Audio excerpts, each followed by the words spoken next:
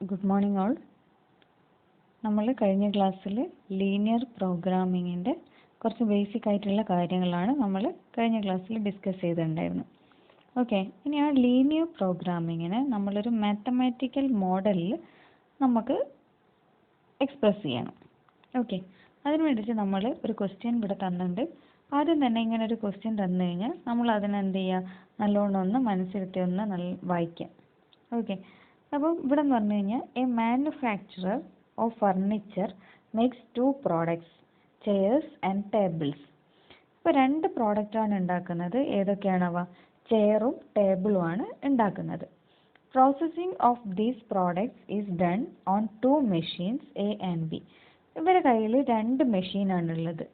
ഏതൊക്കെ മെഷീനാണ്? എ എന്നുള്ള മെഷീനും ഉണ്ട്, ബി എന്നുള്ള മെഷീനും ഉണ്ട്. ഓക്കെ, ഇനി a chair requires 2 hours on machine A and 6 hours on machine B. അപ്പോൾ ചെയർ മെഷീൻ എയിൽ 2 hours മെഷീൻ ബിയിൽ 6 hours ചെയറിന് ആവശ്യമായിട്ട് വരുന്നത്. അതേപോലെ തന്നെ a table requires 5 hours on machine A and no time on machine B. അതായത് machine എയിൽ table 5 hours വേണ്ടി വരുന്നുണ്ട്. മെഷീൻ ബിയിൽ ഒരു സമയം അവിടെ മെഷീൻ ബിയിൽ നമുക്ക് ഈ ടേബിളിന് കൊണ്ടുപോകേണ്ട ആവശ്യം വരുന്നില്ല. Okay, next there are 16 hours of time per day available on machine A. Machine എയിൽ നമുക്ക് എത്ര അവേഴ്സേ മെഷീൻ എ യൂസ് ചെയ്യാൻ പറ്റുള്ളൂ? 16 hours മെഷീൻ എ യൂസ് ചെയ്യാൻ പറ്റുള്ളൂ ഒരു ഡേ. അതേപോലെ തന്നെ 30 hours ഓൺ മെഷീൻ ബി. പിന്നെ നെക്സ്റ്റ് പറയുന്നത് പറഞ്ഞു കഴിഞ്ഞാൽ profit gained by the manufacturer from a chair is ₹1. അതായത് ഒരു ചെയറിന്ന് നമ്മളെ ഈ മാനുഫാക്ചർക്ക് കിട്ടുന്നത് ₹1, ₹1 ആണ്. അതേപോലെ തന്നെ and from a table is ₹5 respectively. ടേബിളിൻ്റെ അകത്ത് എത്ര രൂപയാണ് കിട്ടുന്നത്? ₹5 ആണ് അയാൾക്ക് പ്രോഫിറ്റ് ആയിട്ട് കിട്ടുന്നത്. ഓക്കെ, ക്വസ്റ്റ്യൻ എന്ന് പറഞ്ഞു കഴിഞ്ഞാൽ എന്താണ്? Formulate the problem into an LPP in order to maximize the total profit. Okay, അപ്പോൾ നമുക്കൊരു LPP, ഈ പ്രോബ്ലത്തിനെ നമുക്ക് LPPയിലേക്ക് നമുക്ക് കൺവേർട്ട് ചെയ്യണം. അപ്പോൾ ഇവിടെ നോക്കുക, നമുക്ക് ഇവിടെ ഏതൊക്കെയാണുള്ളത്? ചെയറും ടേബിളും. എത്ര ചെയർ ഉണ്ടാക്കണം, എത്ര ടേബിൾ ഉണ്ടാക്കിയാലാണ് ഇയാൾ പ്രോഫിറ്റ് നമുക്ക് മാക്സിമം കിട്ടുക? ഇവിടുത്തെ റെസ്ട്രിക്ഷൻസ് എന്തൊക്കെയാണ്? ഇവിടെ മെഷീൻ എ നമുക്ക് അവൈലബിൾ ആയിട്ടുള്ളത് എത്ര ടൈം മാത്രമേ ഉള്ളൂ? 16 hours അവൈലബിൾ ആയിട്ടുള്ളൂ. അതേപോലെ മെഷീൻ ബി എത്ര അവേഴ്സ് ആണ്? 30 hours ആണ് അവൈലബിൾ ആയിട്ടുള്ളത്. അപ്പോൾ നമുക്കിവിടെ ഒരുപാട് കൺസ്ട്രെയിൻസ് വരുന്നുണ്ട്. ഓക്കെ, ആ കൺസ്ട്രെയിൻസ് നമ്മൾ കണ്ടുപിടിക്കുക. നമ്മൾ ഏതൊരു പ്രോബ്ലം തന്നു കഴിഞ്ഞാലും, അതായത് LPPയിലേക്ക് കൺവേർട്ട് ചെയ്യേണ്ട ഏതൊരു പ്രോബ്ലം തന്നു കഴിഞ്ഞാലും നമ്മൾ ആദ്യം നമുക്ക് വേണ്ടത് ഒബ്ജക്റ്റീവാണ്. ഇതിൻ്റെ ഒബ്ജക്റ്റീവ് എന്താണെന്നുള്ളത് നമ്മൾ ആദ്യം ഐഡൻറ്റിഫൈ ചെയ്യണം. ഒബ്ജക്റ്റീവ് എന്ന് പറഞ്ഞാൽ എന്താണ്? മാക്സിമൈസ് പ്രോഫിറ്റ് അല്ലെങ്കിൽ മിനിമം കോസ്റ്റ്. ഇവിടെ നമുക്ക് എന്താണ് തന്നിരിക്കുന്നത്? ഇയാളെ profit gained by the manufacture ആണ് തന്നിരിക്കുന്നത്. അപ്പോൾ ഒബ്ജക്റ്റീവ് നമുക്ക് പിടികിട്ടി. ഒബ്ജക്റ്റീവ് എന്താണ്? മാക്സിമൈസ് പ്രോഫിറ്റ് ആണ് ഇതിൻ്റെ ഒബ്ജക്റ്റീവായിട്ട് വരിക. അതാണ് ആദ്യം നമുക്ക് മനസ്സിലാക്കേണ്ടത്.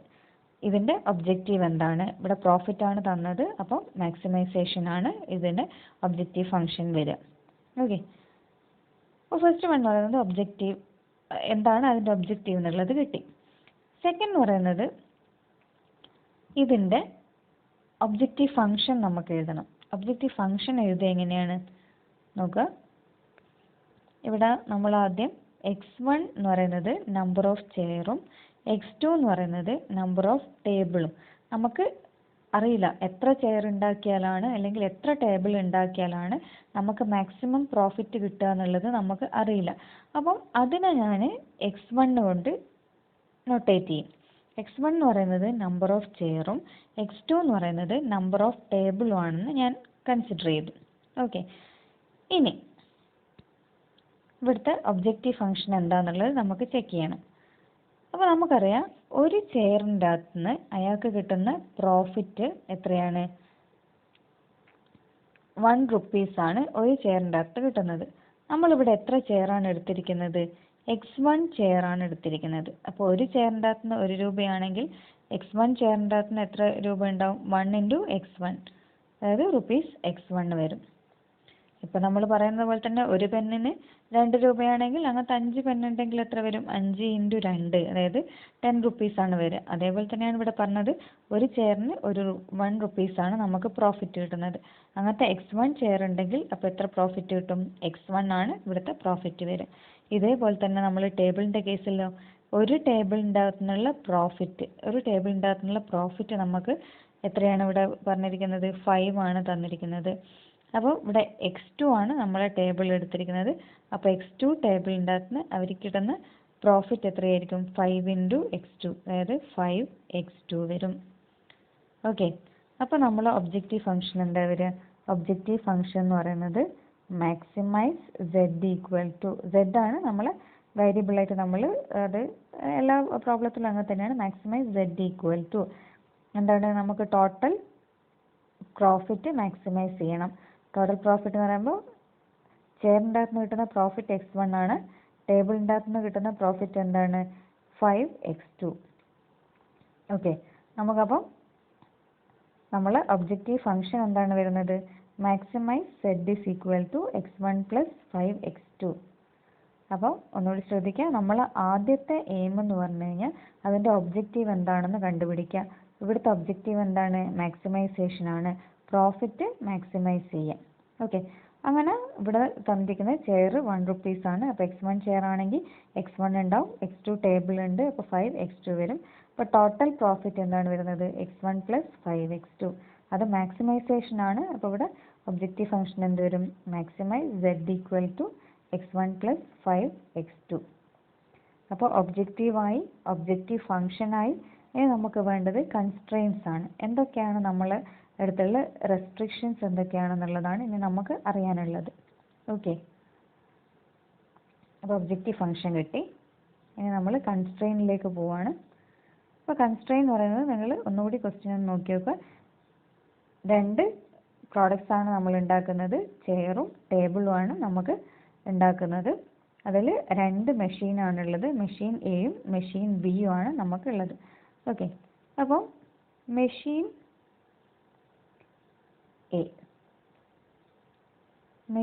എയിൽ ഒരു ചെയർ, 1 ചെയർ എത്ര അവേഴ്സ് ആണത്? A chair requires 2 hours on machine A. അപ്പോൾ 2 hours ആണ് മെഷീൻ എയിൽ ചെയറിന് ആവശ്യമായിട്ട് വരുന്നത്.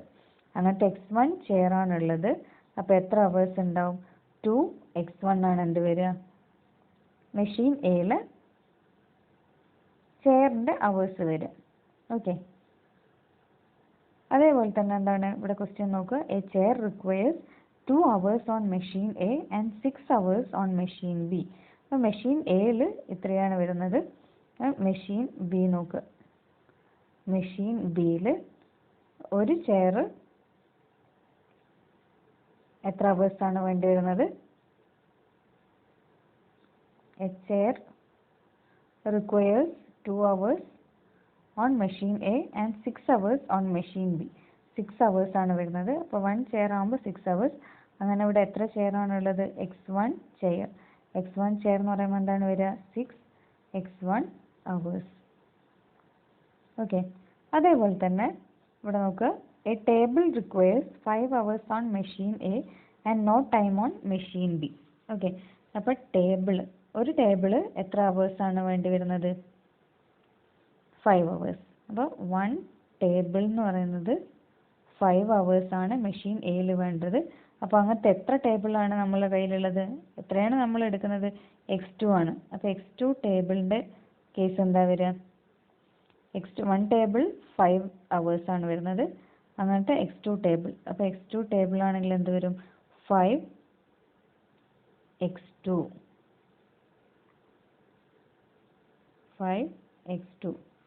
ഓക്കെ, അതേപോലെ തന്നെ മെഷീൻ ബിയിൽ ഇവിടെ നോക്കുക. Table requires 5 hours on machine A and no time on machine B. ആ മെഷീൻ ബിയിൽ അവേഴ്സ് ഒന്നുമില്ല, അതായത് 0 ആണ് വരുന്നത്. അപ്പോൾ ടേബിളിന് ഏതിലേക്ക് കൊണ്ടുപോകേണ്ട ആവശ്യം വരുന്നില്ല? മെഷീൻ ബിയിലേക്ക് കൊണ്ടുപോകേണ്ട ആവശ്യം വരുന്നില്ല. അപ്പോൾ ഇങ്ങനെ ഒരു ഐഡിയ നമ്മൾ ഉണ്ടാക്കിയെടുക്കുക. മെഷീൻ എ, മെഷീൻ ബി ഇത്ര അവേഴ്സാണ് വേണ്ടി വരുന്നത് എന്നുള്ളത് നോക്കുക. ഇനിയിപ്പോൾ നമുക്ക് അടുത്ത് നോക്കുക. There are 16 hours of time per day available on machine A. Machine എയിൽ ടോട്ടൽ എന്തേ ആവാൻ പാടുള്ളൂ? 16 ഹവേഴ്സേ വരാൻ പാടുള്ളൂ. Maximum 16 hours. ഓക്കെ, മാക്സിമം 16 ഹവേഴ്സേ മെഷീൻ എയിൽ വരാൻ പാടുള്ളൂ. അതാണ് നമ്മൾ കൺസ്ട്രെയിനിൽ വരുന്നത്. അപ്പം ഇവിടെ മാക്സിമം ഇവിടെ എത്രയാണ് ടോട്ടൽ നമുക്ക് ആവശ്യമായിട്ട് വരുന്നത്? 2x1 വരുന്നുണ്ട്, 5x2 വരുന്നുണ്ട്. അപ്പോൾ എന്ന് പറഞ്ഞു കഴിഞ്ഞാൽ എന്താണ്? 2x1 + 5x2. അതൊരിക്കലും എന്തിനേക്കാളും കൂടാൻ പാടില്ല? 16നേക്കാളും കൂടാൻ പാടില്ല. മാക്സിമം 16 വരാൻ പാടുള്ളൂ. അതിനാണ് നമ്മൾ എന്ത് കൊടുത്തത്? << നമ്മൾ കൊടുത്തത്. ഇനി അതേപോലെ തന്നെ ഇവിടെ എന്ത് പറഞ്ഞിട്ടുണ്ട്? മെഷീൻ ബിക്ക് 30 ഹവേഴ്സാണ് നമുക്ക് ഒരു ഡേ അവർ തന്നിരിക്കുന്നത്. അപ്പം മെഷീൻ ബീൻ്റെ കേസ് നോക്കുക. മെഷീൻ ബിയിൽ ചെയർ മാത്രമേ വരുന്നുള്ളൂ.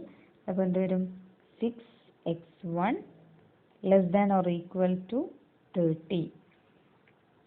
ഓക്കെ, അപ്പോൾ ഇതാണ് നമ്മളെ കൺസ്ട്രെയിൻ്റ് ആയിട്ട് വരുന്നത്. 2x1 + 5x2 << 16, 6x1 <> 30. ഓക്കെ, അപ്പോൾ ഇതിനെ ഒന്ന് നമ്മളിതിപ്പം അവിടെ ഇവിടെയും മെഷീൻ എ, മെഷീൻ ബി അങ്ങനെയൊക്കെ നമ്മൾ എഴുതി വെച്ചതാണ്. ഇനിയിപ്പോൾ അതിനെന്ത് ചെയ്യുക? ഒരു നല്ല വൃത്തിയിൽ നമുക്ക് എന്തൊക്കെയാണെന്നുള്ളത് എഴുതി വെക്കാം. അപ്പോൾ ഫസ്റ്റ് തന്നെ അപ്പോൾ ഇത് LPP ഫോം ചെയ്യുന്നതാണ്. അപ്പോൾ ആദ്യത്തെ എന്ന് പറഞ്ഞു കഴിഞ്ഞാൽ എന്താണ്? ഒബ്ജക്റ്റീവ് ഫംഗ്ഷൻ എഴുതണം. അപ്പോൾ ഒബ്ജക്റ്റീവ് ഫംഗ്ഷൻ എന്താണ്? Objective function is maximize z is equal to x1 + 5x2. ഇനി ഇവിടെ കൺസ്ട്രെയിൻസ് ഉണ്ട്. കൺസ്ട്രെയിൻസ് എന്ന് പറഞ്ഞു കഴിഞ്ഞാൽ എന്തായിരുന്നു? ലിമിറ്റേഷൻ ആണ്. ഇവിടെ ഇപ്പോൾ ലിമിറ്റേഷൻ എന്താണ്? മെഷീൻ എയിൽ ആകെ 16 ഹവേഴ്സേ പറ്റുള്ളൂ, മെഷീൻ ബിയിൽ 30 ഹവേഴ്സേ പറ്റുള്ളൂ. അതാണ് ഇവിടുത്തെ ലിമിറ്റേഷൻ. അപ്പോൾ സബ്ജക്റ്റ് ടു കൺസ്ട്രെയിൻസ് എന്തൊക്കെയാണെന്നുള്ളത് എഴുതുക. നമ്മൾ നേരത്തെ പറഞ്ഞതാണ് subject to constraints. First constraint എന്താണ് വരിക? 2x1 + 5x2 <> 16. അതേപോലെ തന്നെ 6x1 <> 30.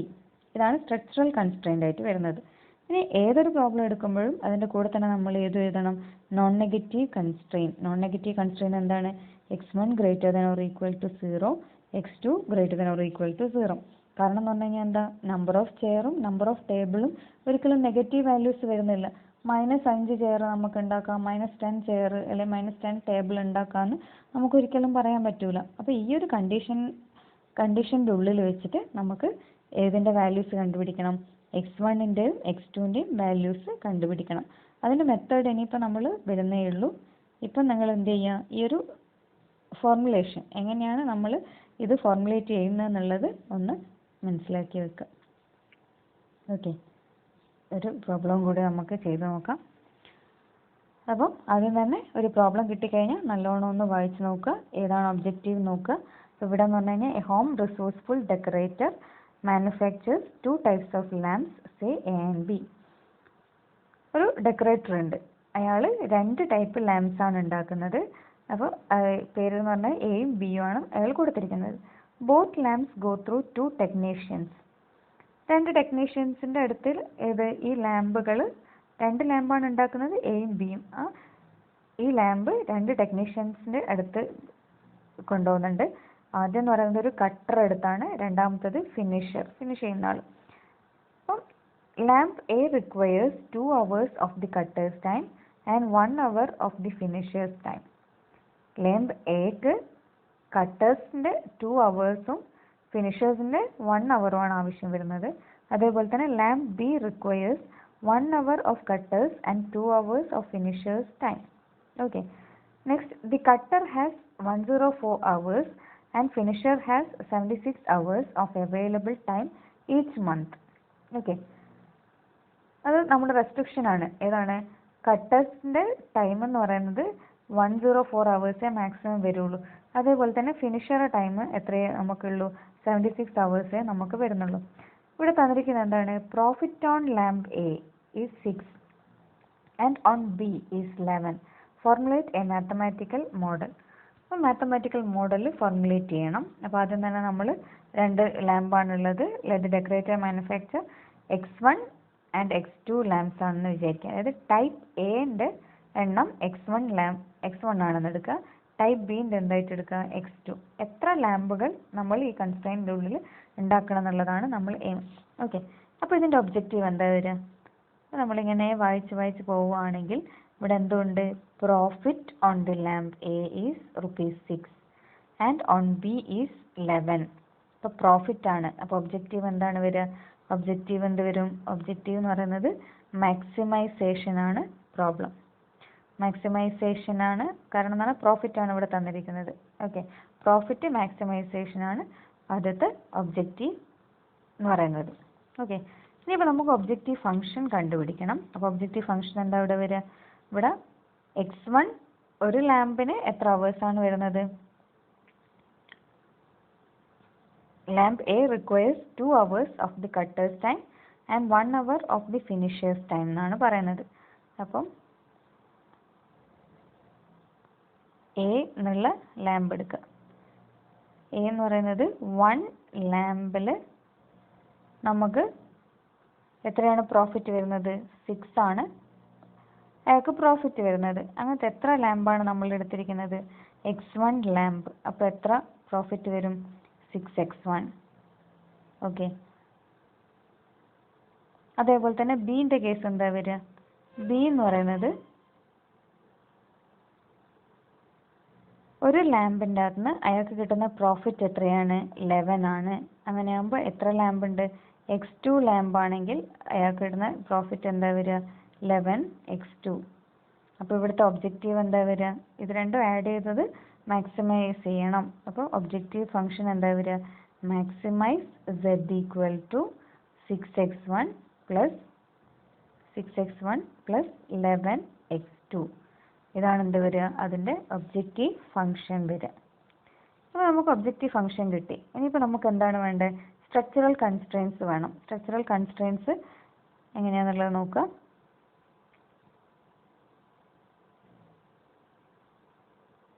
അപ്പോൾ നമുക്കിവിടെ കിട്ടിയിരിക്കുന്നത് ഒബ്ജക്റ്റീവ് ഫംഗ്ഷൻ ആണ്. Maximise z is equal to 6x1 plus 11x2 എന്നുള്ള ഒബ്ജക്റ്റീവ് ഫംഗ്ഷൻ നമുക്ക് കിട്ടി. ഓക്കെ, ഇനിയിപ്പം ഇവിടുത്തെ റെസ്ട്രിക്ഷൻസ് നോക്കുക.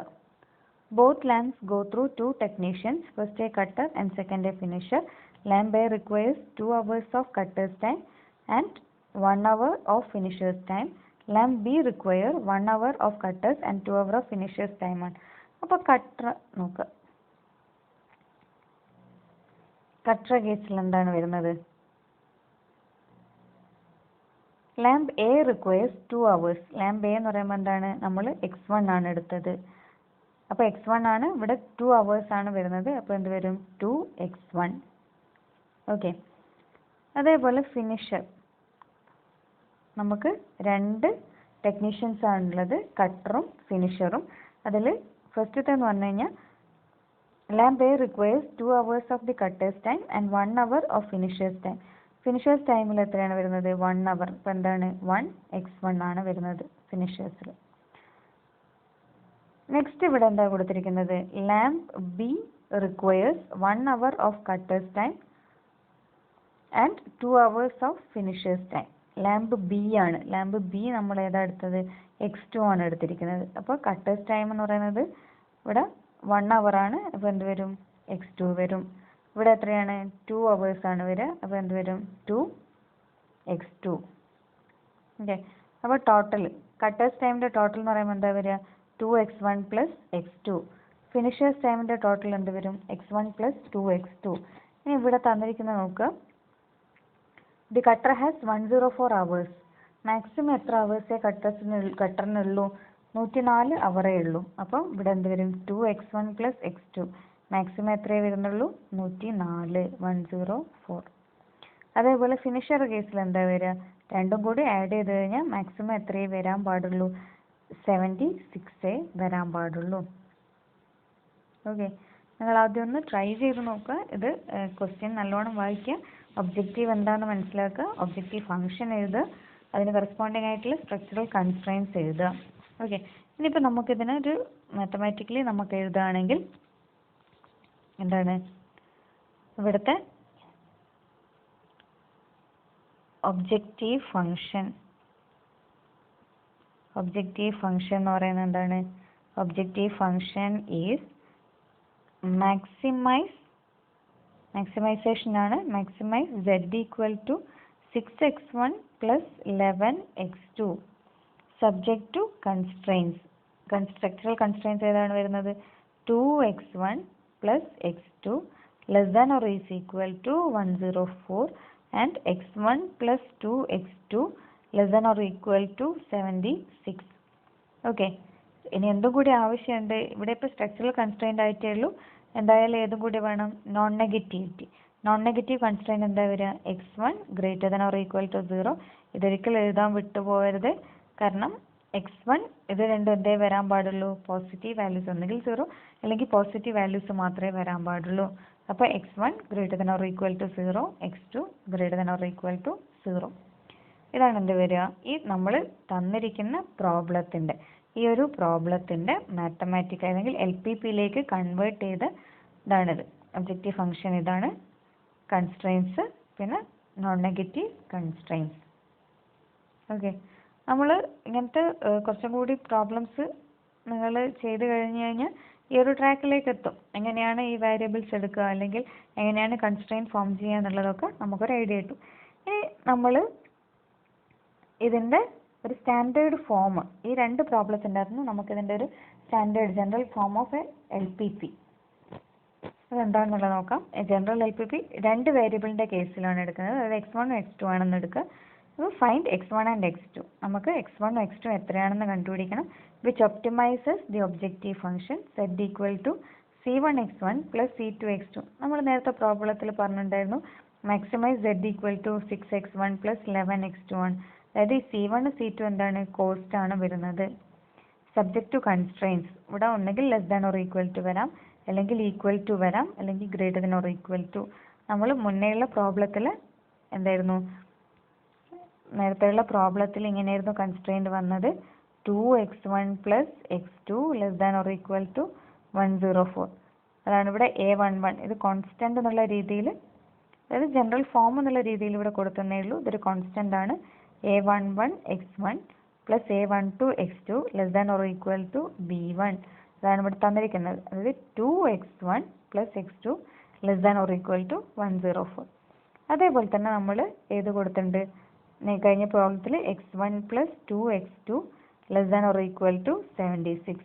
അതാണ് ഇവിടെ പറഞ്ഞിരിക്കുന്നത്. a21, അതായത് ഏതെങ്കിലും ഒരു കോൺസ്റ്റൻറ്റ്.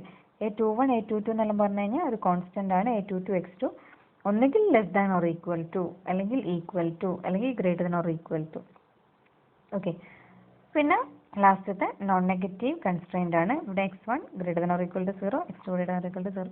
അപ്പോൾ ഫസ്റ്റ് ടു കണ്ടീഷൻ, ഈ ആദ്യത്തെ രണ്ട് കണ്ടീഷനെയാണ് നമ്മൾ എന്ത് പറയുക? Structural constraints.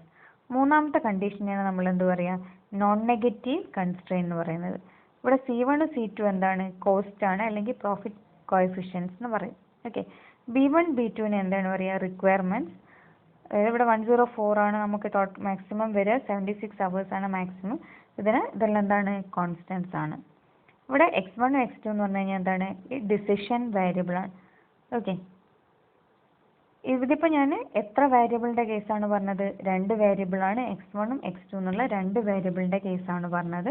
ഇത് നമുക്ക് എത്ര വേരിയബിൾസിൻ്റെ കേസിലും കൂടി നമുക്ക് എക്സ്റ്റെൻഡ് ചെയ്യാൻ പറ്റും. x1 x2 എക്സെട്ര xn വരെ.